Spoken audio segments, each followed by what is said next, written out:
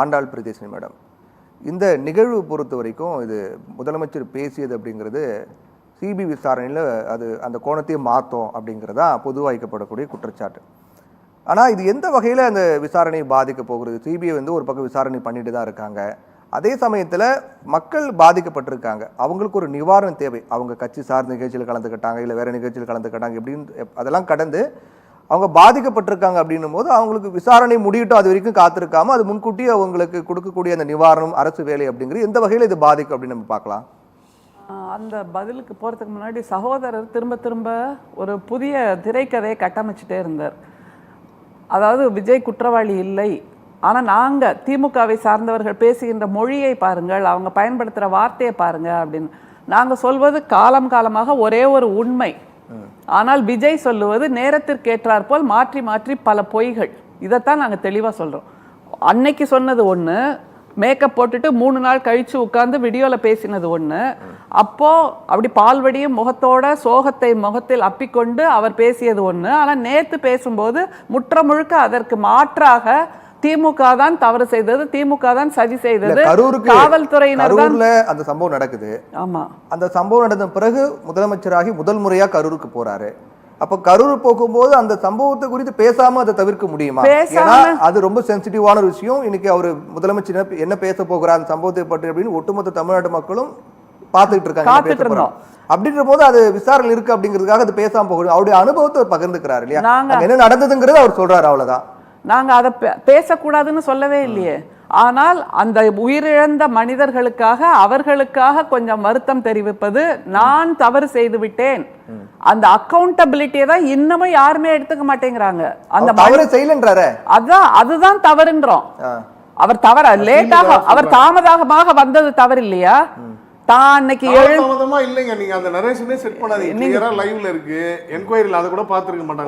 உங்களோட புஷி ஆனந்தா சொல்றாரு, மைக்க பிடிச்சுக்கிட்டு 12 மணிக்கு வருவாரு, 3 மணிக்கு வருவாரு.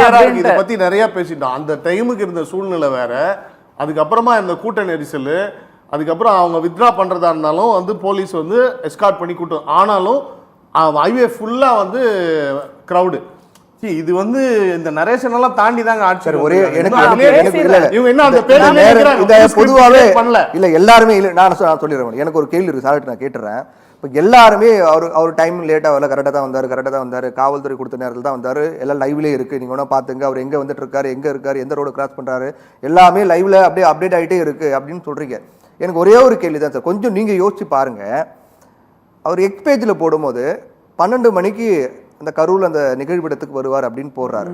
ஆனால் காவல்துறை கொடுத்த நேரங்கிறது வேற, அதை விட்டுருங்க. இப்போது 12 மணிக்கு அவர் வருவார்னு சொன்னதுக்காக 7 மணிலேருந்து காத்துட்டு இருக்காங்க. அப்போ ஒரு காவல்துறை கொடுத்த நேரத்தையே எக்ஸ்பேஜில் போட்டுருந்தாருன்னா இன்னைக்கு இப்போ 41 பேர் இறந்துக்க மாட்டாங்கல்ல, தவிர்த்திருக்கலாம் இல்லையா? தவிர்க்கலாம். இது தவறு இல்லையா? இதே அரசியல் கட்சி கூட்டங்கள்ல இவங்களை காசு கொடுத்து எவ்வளவு வயசானவங்க எல்லாம் வெயில்ல நிக்க, அதனால அரசியல் கூட்டத்தில் மக்களுக்கு தெரியுங்க ஒரு விபத்து ஆனோடனே எப்படி முத்திரை குத்துறது, இதுதான் விஷயம். அதாவது எப்படின்னா ஒரு விஷயம் நடந்தோடனே முத்திரை குத்துறது, அதே நேரத்துல பழி போடுறது, அததான் அவர் சொல்றாரு. இல்ல நீங்க பழி, நீங்க அரசியல் சார்ந்து விடுங்க. இல்ல நீங்க அரசியல் சார்ந்து இது விட்டுருங்க. நம்ம அரசியல் சார்ந்து திமுக குற்றம் சாட்டுறாங்க, அதிமுக குற்றம் சாட்டுறாங்க, இவங்க இந்த குற்றச்சாட்டை விடுங்க. எனக்கு ஒரே ஒரு பேசிக்கான கேள்வி என்னன்னா, நீங்க காவல்துறைக்கு அனுமதி கேட்டு ஒரு டைம் கொடுத்தீங்க, அந்த டைமே நீங்க எக்ஸ்பேஜ்ல போட்டிருக்கலாம் இல்லையா? இந்த டைம் தான் ஒருவர் போட்டிருந்தீங்கன்னா அப்ப அதுக்கு ஏத்த மாதிரி வந்திருப்பாங்க, அவங்க சோர்ந்து போயிருக்க மாட்டாங்க. மணிக்கணக்கா ஒரு தண்ணி கூட நம்ம காத்துட்டு இருக்காங்க. அந்த சிச்சுவேஷன்ல எவ்வளவு டைலமா இருந்ததுங்கிறது தெரியும். கொஞ்சம் போய் பாருங்க. அதாவது பர்மிஷன் கேட்கிற இடம் ஒண்ணு, டைமிங் ஒண்ணு, அவங்க தரமாட்டேன்னு இழுத்தளிப்பிலேயே இருக்கிறது. ஓகேங்களா? இதெல்லாம் தெரியும், எல்லாம் பார்த்துட்டு தான் வந்தாங்க. அதனால நம்ம கேட்ட இடத்துக்கு கொடுக்கலன்றதே ஒரு அரசியல். காவல்துறை கிட்ட அவங்க டைம் கேட்டு கொடுக்குறாங்க இல்லையா, அதுக்கு அனுமதி கொடுக்கறாங்க. அதுக்கு பிறகு போடப்பட்ட பதிவு தான் 25,000 பேர் தான் காவல்துறை ஓகே சொன்ன டைம் பிறகு போடப்பட்ட பதிவு தான். நம்ம என்கொயரி பண்ற மாதிரி நம்மளே ஒரு ஸ்ட்ராட்டஜி கொண்டு வரோம். நான் ஓப்பனா சொல்றேன், 25,000 பேர் வர இடத்துல 50,000 பேர் வராங்க அப்படின்னா அதை யார் கட்டுப்படுத்தணும்? அதோடைய பொறுப்பு யாருக்கு? இல்ல ஒரு இடத்துல இவங்க மட்டும் பேருக்கு சொல்லிக்கிறாங்களே 5 லட்சம் பேரை நாங்க கூப்பிட்டுட்டோம் மாநாட்டுக்கு, 10 லட்சம் பேரை கூப்பிட்டுட்டோம் மாநாட்டுக்குன்னு. எப்படி நடத்துறீங்க? எவ்வளவு போலீஸ் பந்தோபஸ்து, எவ்வளவு செலவு பண்ணி ஒரு அமைச்சர் போறதுக்கு எவ்வளவு போலீஸ் பந்தோபஸ்து கொடுக்குறீங்க, அந்த மாதிரி எவ்வளவு பாத்துக்கிட்டீங்க உங்களோட இதுல. அப்போ மாற்று கட்சியினர்னா அந்த இடத்துல நீங்க ஏளனமா விட்டுட்டீங்க. இப்போ என்ன சொல்றீங்க? மேடம் சொல்லும் போது கூட எவ்வளவு சொல்றாங்க, அவங்க பேசுகிற வார்த்தைகளை வச்சு அவங்க ஸ்டேட்மெண்ட் எல்லாம் கிரியேட் பண்ணுறாங்க, பாதிக்கப்பட்டிருக்காங்க, அவ்வளோதான்.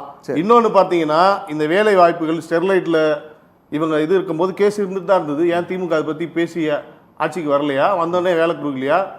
அது ஆனால் தீர்ப்பு வரல, அப்போ வரைக்கும் தண்டனை வாங்கி கொடுக்கல. அதே மாதிரி பார்த்தீங்கன்னா, பரமக்குடிக்கு துப்பாக்கிச்சூடு எந்த ஆட்சியில் நடந்தது? அவங்களுக்கு அரசாங்கம் வேலை கொடுக்கலையா? கஜா ஒக்கி புயலில் இவங்க பண்ண மோசமான அணுகுமுறையினால இறந்து போனவர்களுக்கு இவங்க வந்து வேலை கொடுக்கலையா? நிவாரணம் கொடுக்கலையா? அதுக்கப்புறம் கும்பகோணம் பள்ளி தீ விபத்து, கள்ளசாராய விபத்து கூட கொடுத்துருக்காங்க.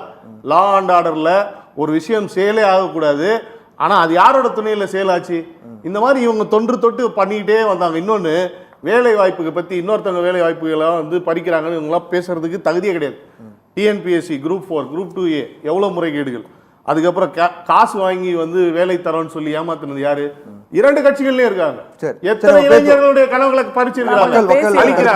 நான் கொஞ்சம் பேசுறேன், நான் இன்னும் பதிலே சொல்லல. கால் இருக்காங்க, பேசிட்டு வரலாம். அவங்க என்ன சொல்றாங்க? சகோதரர் கேட்கிறாரு, ஏன் திமுக இதை பத்தி இப்போ அதிகமா பேசிட்டு இருக்கு? நாங்க பேச ஆரம்பிக்கவில்லை. ஆதவ் அர்ஜுனா எனக்கு ஒரு கணக்கு இருக்குன்னு சொன்னப்போ காரணம் வந்து கரூர் கம்பெனி வந்து ஆட்சியை கலைப்பதற்கு சதி திட்டம் தீட்டினது. இது கூடுதலான ஒரு திரைக்கதை.